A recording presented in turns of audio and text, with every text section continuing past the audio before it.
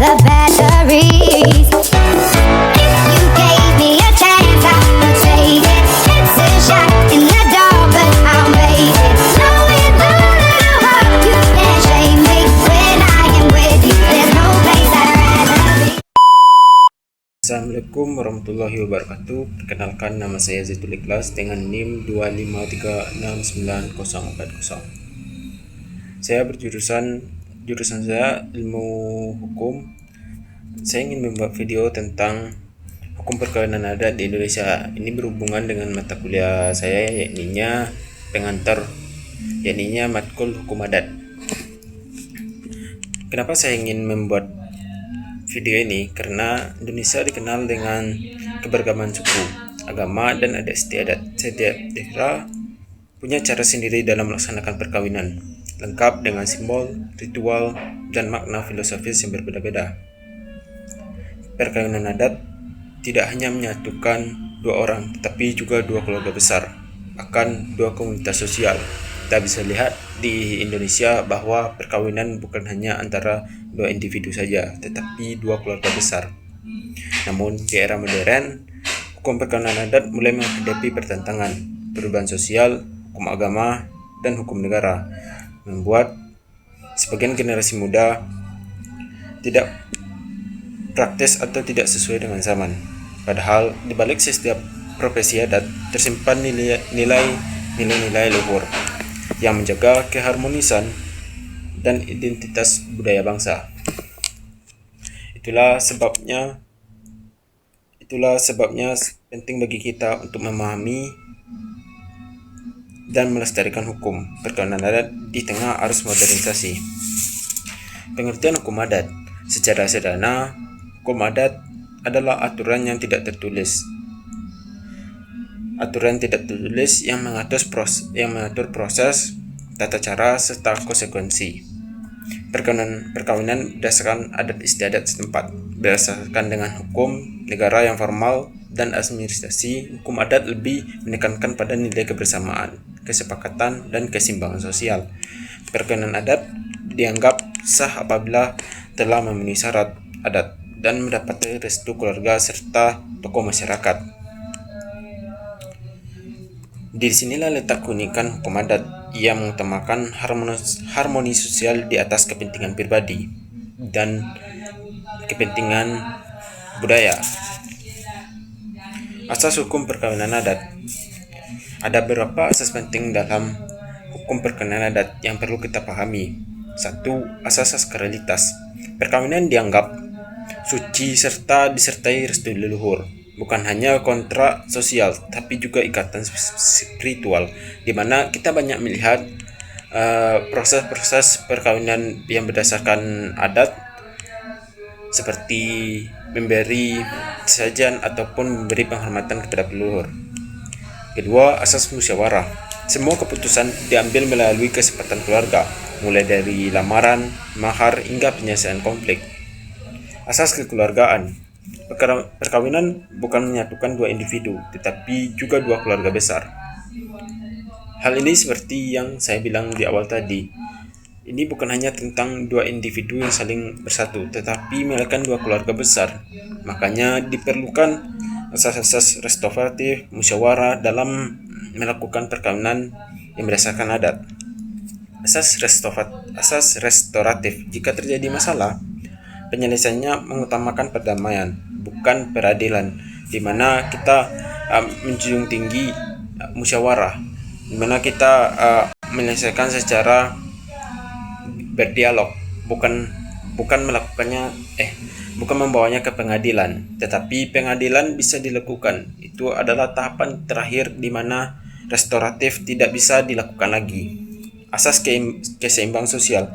Semua pihak diharapkan menjaga keharmonisan agar hubungan dan kerukunan dan tidak merusak tatanan masyarakat. Hal ini diperlukan karena setelah perkawinan pasti laki-laki maupun pihak perempuan yang tidak sama daerahnya, maka tata cara proses perkawinan pun akan berbeda. Disinilah dibutuhkan musyawarah tersebut. Sistem kekerabatan dalam hukum adat terbagi menjadi 3, yakninya patrilineal, matrilineal, dan parental atau bilateral. Kita tahu patrilineal tersebut adalah garis keturunan mengikuti pihak ayah, contoh masyarakat Batak dan Ambon, tetapi banyak contoh lainnya. Matrilineal, garis keturunan mengikuti pihak ibu, di mana sistem ini terdapat di Minangkabau, di Sumatera Barat. Parental atau bilateral, garis keturunan mengikuti kedua pihak seperti di Jawa dan Sunda. Sistem ini menentukan banyak hal, mulai dari tempat tinggal setelah menikah, hak waris, hak kedudukan anak dan keluarga, dan lain-lainnya. Perceraian dalam hukum adat, tentu kita tahu perceraian itu pasti akan ada, baik di kita menggunakan perkawinan adat ataupun perkawinan lainnya, pasti akan ada perceraian tersebut. Dalam hukum adat, perceraian bukanlah hal yang ringan. Perceraian dianggap tabu dan merupakan pilihan terakhir. Perceraian mungkin dianggap tabu, tetapi itu dibutuhkan di saat dimana perkawinan tersebut tidak bisa diselamatkan lagi. Contoh, pihak suami yang melakukan KDRT kepada istri atau anaknya. Di saat tersebutlah perceraian tersebut dibutuhkan. Memang itu tabu, tetapi itu adalah pilihan terakhir. Jika terjadi prosesnya tidak dilakukan di pengadilan, melainkan melalui musyawarah adat yang melibatkan keluarga besar kedua belah pihak. Memang awalnya belum membutuhkan peradilan. Setelah kedua belah pihak sepakat untuk melakukan perceraian, maka tersebut akan dibawa ke pengadilan bila jika mengikuti hukum agama Islam dan hukum negara.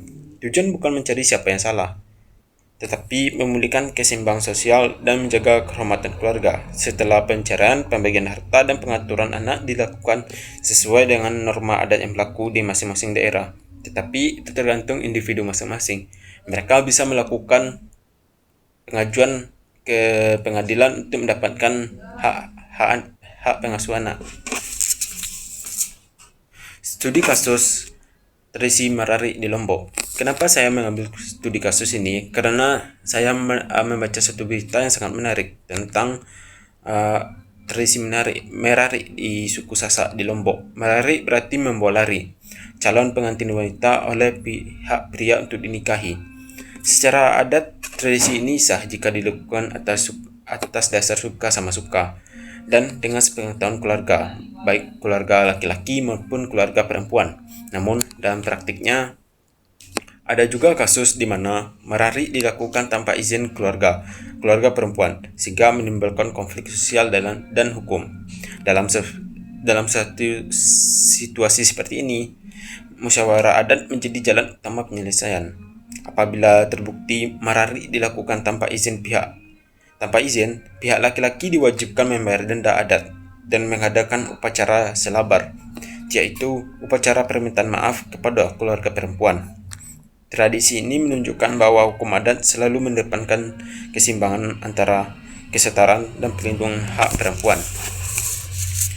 Kesimpulan dari seluruh pembahasan yang kita bahas tadi, bisa kita simpulkan bahwa hukum perkawinan adat adalah manifestasi dari nilai-nilai leluhur bangsa Indonesia. Ia berfungsi untuk menjaga kehormatan keluarga, menegakkan keseimbangan sosial, dan melestarikan budaya leluhur. Meski zaman berubah, hukum adat tetap harus dipertahankan, tentu dengan penyelesaian hak, tidak menyalahi hak asasi manusia dan hukum negara.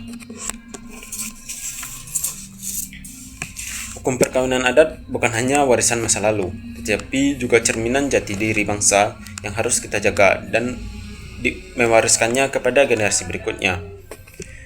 Hanya sampai di sini yang saya dapat sampaikan. Assalamualaikum warahmatullahi wabarakatuh.